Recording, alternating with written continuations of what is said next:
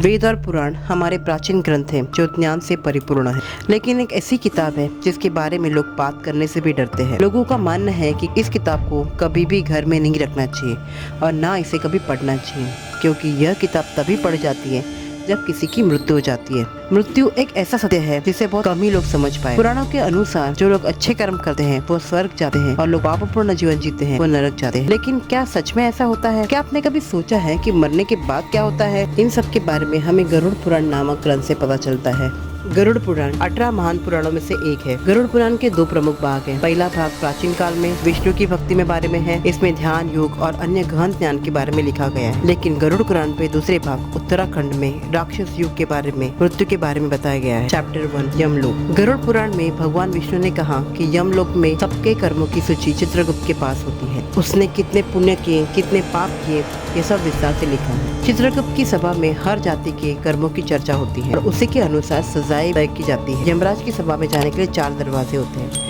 जो लोग पवित्र हैं, जिनका हृदय शुद्ध है, उन्हें पूर्व द्वार से जाने का मौका मिलता है। इस सड़क में पर बगीचे है, सुंदर हंस है, रस से भरपूर। पश्चिम का मार्ग रत्नों से सुसज्जित है। इसी मार्ग में संतों का आवागमन होता है। जिन लोगों ने अपने जीवन में दान किया हो, जिनकी मृत्यु किसी मंदिर के पास हुई हो, उन्हें उत्तर दिशा में जाने का मौका मिलता है। इन 3 द्वारों को पार करने वाली आत्माओं को भी किसी भी चीज का डर नहीं रहता है। उन्हें हर तरह की सुख सुविधाएं दी जाती है। यमलोक में उनकी मुलाकात धर्मराज से होती है और जो उन्हें आगे की यात्रा पर ले जाते हैं। और जिन लोगों ने पाप किया है, जिन्होंने दूसरों को दुख पहुंचाया है, उन्हें दक्षिण द्वार से यमलोक भेजा जाता है और इस दरवाजे में दूसरी तरफ उनके पूरे कर्मों का फल उनका इंतजार कर रहा है, क्योंकि वहाँ उनकी मुलाकात धर्मराज के भयानक अवतार यमराज से होती है, जो उन्हें उनकी पाप की सलाह देते हैं। Chapter 2 punishment. गरुड़ पुराण में अलग अलग पापों, बुरे कर्मों और 28 अलग अलग भयानक और दर्दनाक दंडों का उल्लेख किया गया है। हर बुरे काम की सजा होती। इनमें से 5 ऐसी भयानक सजाएं हैं जिन्हें सुनकर आपकी रूह कांप जाएगी। पहली सजा तमिश्रम यानी भयानक तमाचा है। जो लोग दूसरे की संपत्ति चुराते हैं, यम के सेवक उन्हें रस्सियों से बांधते हैं और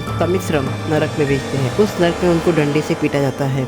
उनके शरीर को इतना छिल जाता है कि उसमें खून बहने लगता है। वो व्यक्ति बेहोश हो जाता है। वो जब होश में आता है तो यह पूरी प्रक्रिया तब तक दोहराई जाती है तब तक उसके सभी पापों की सजा न मिल जाए। नरक की दूसरी सजा है तेल में पकाना यानी कुंभी पाकम। जो लोग अपने लाभ या खुशी के लिए दूसरों को नुकसान पहुंचाते हैं, उन्हें कुंभी पाकम नरक में भेजा जाता है, जहाँ उन्हें उबलते तेल में एक बड़े बर्तन में जला दिया जाता है। तीसरी सजा है रौरवम, जिसे सांपों से कटवाया जाता है। दूसरों को धोखा देने वाले को रौरवम नरक में भेजा जाता है। उन्हें जलती हुई धरती पर फेंक दिया जाता है, जहाँ वे अपनी जान बचाने के लिए भटकते रहते हैं। उनके पैर फट जाते हैं और फिर उनके शरीर को सांप, मच्छर, बिच्छू और कौवे जैसे सैकड़ों जानवर खा जाते हैं। उनके शरीर को दोबारा जोड़ा जाता है और पूरी सजा दोहराई जाती है। चौथा भयानक दंड है प्राणरोधम यानी शरीर को टुकड़े टुकड़े कर देना। यह नरक उन लोगों के लिए है जो जानवरों का शिकार करके उन्हें खाते हैं। यहाँ यम के सेवकों ने शव के टुकड़े टुकड़े कर दिए। कुछ समय बाद इन सभी टुकड़ों को एक साथ जोड़ा जाता है और फिर उन्हें काट दिया जाता है। यह प्रक्रिया हजारों वर्षों तक चलती रहती है। 5वां भयानक दंड है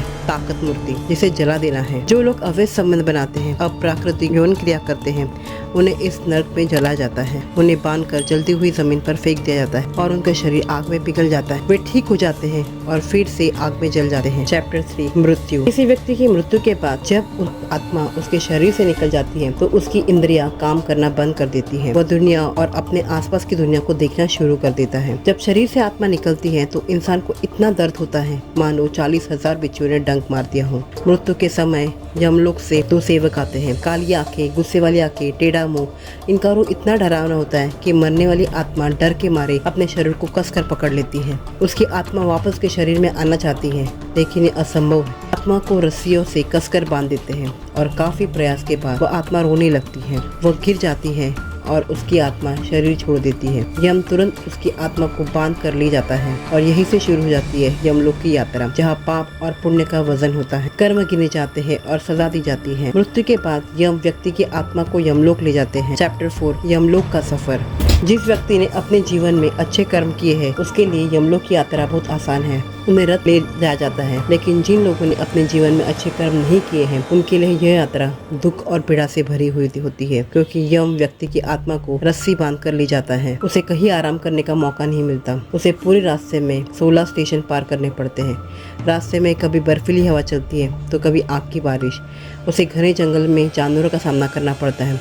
या जोक के भरे कीचड़ में गिरना पड़ता है। आत्मा रोने लगती है, लेकिन यम को दया नहीं आती। इसके बाद आत्मा को कोड़े मारे जाते हैं और उसके जीवन में किए गए पापों को याद किया जाता है। इस प्रकार पृथ्वी से यमलोक की यात्रा अत्यंत कष्टकारी और यातनाओं से भरी होती है। चैप्टर 5 कर्म। इन सभी दंडों के पीछे का कारण है कर्मों को शुद्ध करना, व्यक्ति को उसके पिछले कर्मों से मुक्त करना और उस आत्मा को शुद्ध करना।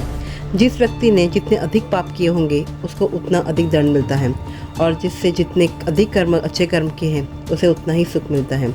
लेकिन दोनों का उद्देश्य है आत्मा के कर्मों को संतुलन रखना, क्योंकि इसके बाद आत्मा अपने सभी शारीरिक लगाव से अलग हो जाती है और पुनर्जन्म की प्रक्रिया शुरू हो जाती है।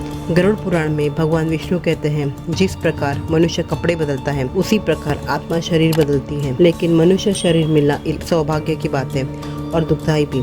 गरुड़ पुराण के अध्ययन 4 में भगवान विष्णु गरुड़ देव से कहते हैं कि आत्मा को 4 लाख विभिन्न योनियों में जन्म लेना पड़ता है, उसके बाद हम पुनः मनुष्य रूप में जन्म लेते हैं। आत्मा को अगर अगला जीवन उसके कर्मों, पापों और पुण्यों के आधार पर मिलता है, वो कभी कीड़ा बन जाता है, कभी पंछी या जानवर या पेड़ भी बन जाता है। इस प्रकार 84 लाख योनियों में जन्म लेने के बाद जब उसके पाप और पुण्य बराबर हो जाते हैं तब मनुष्य जीवन प्राप्त होता है। गरुड़ पुराण में मृत्यु के बारे में विस्तार से बताया गया है, लेकिन यह हमें जीवन में कई सबक भी सिखाता है। यह हमें बताता है कि मानव जीवन में हमें बड़े कठिनाई से मिलता है। जीवन कैसे जिए ये चुनाव हमारा है। इसके बारे में आपके विचार क्या है, कमेंट में जरूर बताएं।